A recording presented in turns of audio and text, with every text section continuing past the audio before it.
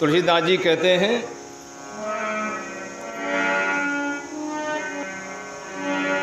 अशुभ विवेक जब देई विधाता, तब तज दोष गुनहि मनुराता। श्री राम जय जय राम। काल स्वभाव कर्म बरियाई, भले हो प्रकृति बस चुकई भलाई। श्री राम जय जय राम। अशुभ विवेक जब दे विधाता, तुलसीदास जी कह रहे हैं कि जब विधाता, जब भगवान इस प्रकार का हंस जैसा विवेक हमें दे देता है, हंस जैसा स्वभाव हमारा बना लेता है, तो दोषों को छोड़कर मन गुणों में अनुरक्त हो जाता है। दोषों की तरफ हमारा मन जाएगा ही नहीं। ये बुरा काम है, मैं क्यों करूं, क्योंकि ये मेरे लिए हितकर नहीं है।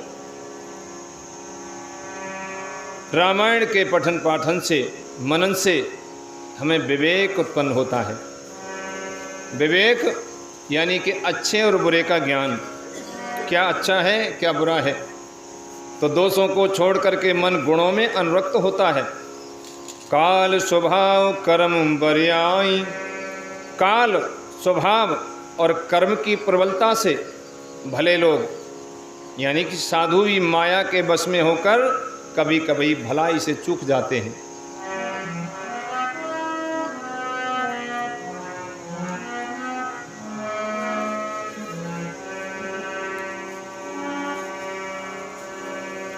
सो सुधार हरिजन जिमले ही, दल दुख दोष विमल जसु देहि। खलऊ करई भल पाई सुसंगु, मिटई न मलिन स्वभाव अभंगु। श्री राम जय जय राम। श्री राम जय जय राम। भगवान के भक्त जैसे उस चूक को सुधार लेते हैं और दुख दोषों को मिटाकर निर्मल यश देते हैं, वैसे ही दुष्ट भी कभी कभी उत्तम संग पाकर भलाई करते हैं, परंतु उनका कभी भंग न होने वाला मलिन स्वभाव नहीं मिटता है। जैसे कुत्ते की पूंछ को कितना भी सीधा करके हम रखें, लेकिन वो टेढ़ी की टेढ़ी रहती है। स्वभाव में परिवर्तन बहुत समय के बाद में होता है। मलिन स्वभाव यानी स्वभाव की मलिनता बहुत दिन में जा कर के, जब बहुकाल करिए सत्संगा तभी होए सब संशय भंगा, बहुत दिन में जा कर के स्वभाव में परिवर्तन होता है। लख सुबेश जग बंचक जेऊ, बेस प्रताप पूज्यहि तेऊ। उगरई अंत न होय निबाहु, काल नेम जिम रावण राहु। लख सुबेश यानी कि भेषधारी ठग, उन्हें भी अच्छा साधु का वेश बनाए देखकर वेश के प्रताप से जगत पूजता है।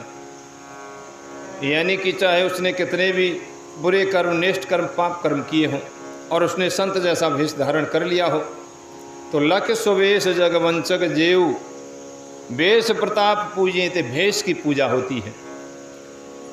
यानी संतों का भेष बना लेने पर भी कितना भी बुरा व्यक्ति हो, कैसा भी ठग हो, उसकी भी पूजा होती है। लेकिन उगरई अंत न होए निबाहु, कितना भी भेष हम परिवर्तन कर लें, लेकिन हमारे स्वभाव के अंदर पहचान हो ही जाती है कि ये कैसा संत है या संत है, क्या है। एक न एक दिन वे चौड़े आ ही जाते हैं। अंततः उनका कपट खुल ही जाता है। जैसे कालनेमी ने संत का वेश धारण करके हनुमान जी को ही ठगना चाहा, लेकिन उसका वो कार्य सिद्ध नहीं हुआ, उसकी पोल खुल गई। रावण भी संत बना था, सीता जी को हरण करने गया था तो रावण ने भी संत वेश धारण किया था।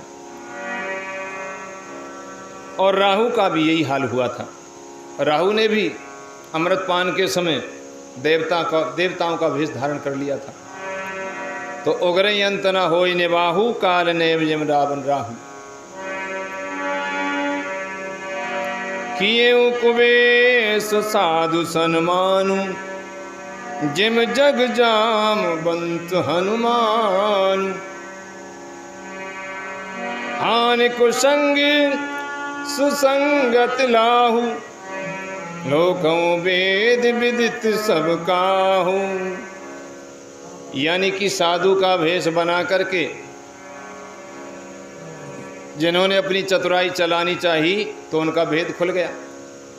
लेकिन अब कियों कुबेश, वहाँ तो था लक्ष्य सुबेश और यहाँ है कियों कुबेश, यानी कि बुरा भेष बना लेने पर भी साधु का सम्मान ही होता है। बुरा भेष बना लेने पर भी उसके मन का स्वभाव परिवर्तित नहीं होता है। जैसे जगत में जामवंत का रीछ का शरीर था, लेकिन वो तो भगवान का परम भक्त था। यानी कितना भी कुबेश होने पर उसका स्वभाव निर्मल था, अच्छा था, श्रेष्ठ था। इसलिए जामवंत को आज भी लोग सम्मान देते हैं। और हनुमान जी का भी बंदर का भेष था, लेकिन भगवान के परम भक्त थे। हनुमान जी के परम भक्त हुए, यानी कि बुरे संग से हानि और अच्छे संग से लाभ होता है। ये बात लोक और वेद में है और सभी लोग इसको जानते हैं। भाई बुरी संगति में हम रहेंगे तो बुराइयां हमारे अंदर घर कर जाएंगी, निश्चित है। जैसा रंग हम अपने ऊपर डालेंगे या फिर जैसे रंग का चश्मा हम अपनी आंखों पर पहनेंगे वैसा ही हमें दिखाई देगा। यदि लाल रंग का चश्मा हमने पहन लिया तो चारों तरफ हमें लाल लाल ही दिखाई देगा। हरे रंग का चश्मा पहन लिया तो चारों तरफ हरा ही हरा दिखाई देगा। उसी प्रकार से हमारी भावना, हमारे मन की भावना, यदि इस भावना को हम संतों की संगति में प्रेरित करेंगे कि भाई हमें तो अच्छे लोगों की संगति करनी है, अच्छे यानी मोबाइल में भी देखें, टीवी में भी देखें तो अच्छी वार्ता देखेंगे हम। अब मोबाइल में तो बुरी चीज़ भी है, अच्छी भी है, अपनी अपनी भावना के अनुसार। यदि बिगड़ना है तो बिगड़ने की चीज़ भी मोबाइल में है, टीवी में भी है। और यदि सुधरना है तो अच्छे सत्संग, अच्छी भागवत कथा इत्यादि अच्छे प्रवचन भी मोबाइल में हैं, टीवी पर भी हैं। लेकिन वो हमारी भावना है, हम कैसी चीज़ देखना पसंद करते हैं। यानी बुरे संग से हानि, मन से, वचन से, कर्म से, इंद्रियों से हम बुराई की तरफ प्रेरित होंगे तो हम भी बुरे बन जाएंगे। वो जितनी भी चीज़ हम देख रहे हैं ना, आँखों के रास्ते से पाप और पुण्य हमारे अंदर कहाँ से प्रवेश करते हैं? आँख और कानों के रास्ते से। आँखों से हम कुछ देखेंगे, कानों से हम कुछ सुनेंगे, वो सब हमारे अंदर जा रहा है। ये दो रास्ते ऐसे हैं कि बाहर की चीज़ अंदर जाती है। अब हम बुरी संगति में देखेंगे, बुरे सीन को देखेंगे, बुरे शब्दों को सुनेंगे तो वो सब हमारे अंदर भरते जा रहे हैं। और यदि गहराई से हमने देखा और सुना तो हमारे हार्ट में, हमारे मन में जाकर के वो चिपक जाते हैं। और फिर मन कहता है कि जैसा तूने देखा है, जैसा तूने सुना है, वही काम मैं भी करूँगा। इसलिए बुरा संग कभी भी न करें और अच्छे संग से लाभ होता है। अच्छा संग थोड़े बहुत दिन करके देख लीजिए, हमारे अंदर की बुराइयां निकलती हुई चली जाएंगी और हम श्रेष्ठ पुरुष, अच्छे लोगों में गिने जाएंगे और हम भी अच्छे बन जाएंगे। ये बात लोक और वेद में है, वेद भी ऐसा कहते हैं, सभी लोग इसको जानते हैं। गगन चढ़ई रज पवन प्रसंगा, कीचहि मिलई नीच जल संगा। साधु असाधु सदन सुख सारी, सुमरई राम देहि गनगारी। पवन के संग से धूल आकाश पर चढ़ जाती है। जब हवा चलती है तो नीचे पड़ी हुई धूल आकाश में चली जाती है, उड़ जाती है हवा के साथ। और वही यदि नीचे की तरफ बहने लग जाए तो जल के संग से कीचड़ में मिल जाती है। साधु के घर के तोता मैना भी राम राम राम राम जपते हैं, और दुष्टों के घर के तोता मैना गिन गिन करके सबको गाली देते हैं, क्योंकि वहाँ गालियों का माहौल है। दुष्ट के घर में तोता मैना इत्यादि कोई जानवर पाल लिया जाए और उसको बोलना सिखाया जाए तो जैसा घर वाले बोल रहे हैं वैसा ही वो बोलेगा। धूम कुसंगत कारिक होई, लिखिए पुराण मंजुमस सोई। सोई जल अनल अनिल संघाता, होए जलद जग जीवन दाता। कुसंग के कारण धुआं कालिक कहलाता है। धूम कुसंगत कारिक होई, यानी कुसंग के कारण धुआं कालिक, जिसे हम देसी शब्दों में कहते हैं कारोस। धुआं का संग करने से कारिक होती है, और यानी हमारे वही धुआं सुसंग से सुंदर स्याही होकर के पुराण लिखने के काम में आता है। वही धुआं जल अग्नि और पवन के संग से बादल होकर के जगत को जीवन देने वाला बन जाता है। ग्रह में सज जल पवन पट, पाई कुजोग सुजोग। होए को वस्तु सुवस्तु जग, लखई सुलक्षण लोग। सियावर राम जय जय राम, मंगल भवन मंगल हारी। द्रवौ सुदशरथ अजिर बिहारी।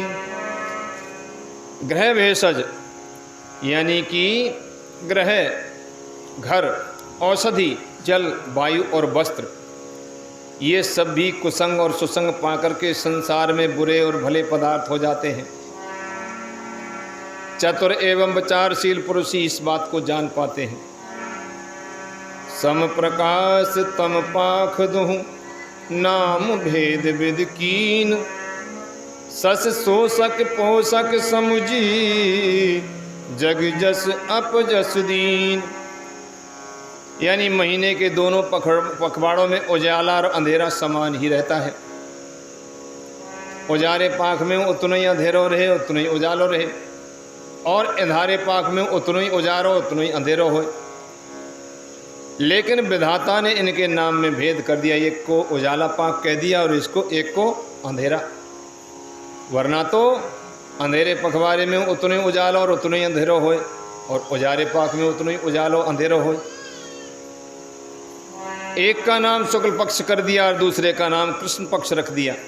एक को चंद्रमा का बढ़ाने वाला और दूसरे को चंद्रमा का घटाने वाला समझ करके जगत ने एक को श्रेयस दे दिया और एक को अपयश दे दिया।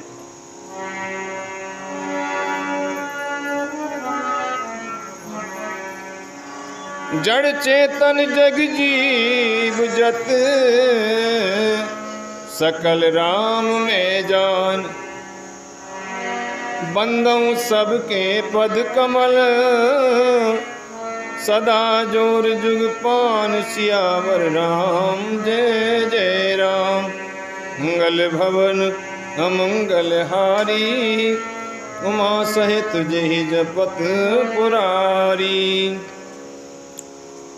जड़ चेतन जग जीव जत, यानी जितने भी जड़ और चेतन जीव हैं।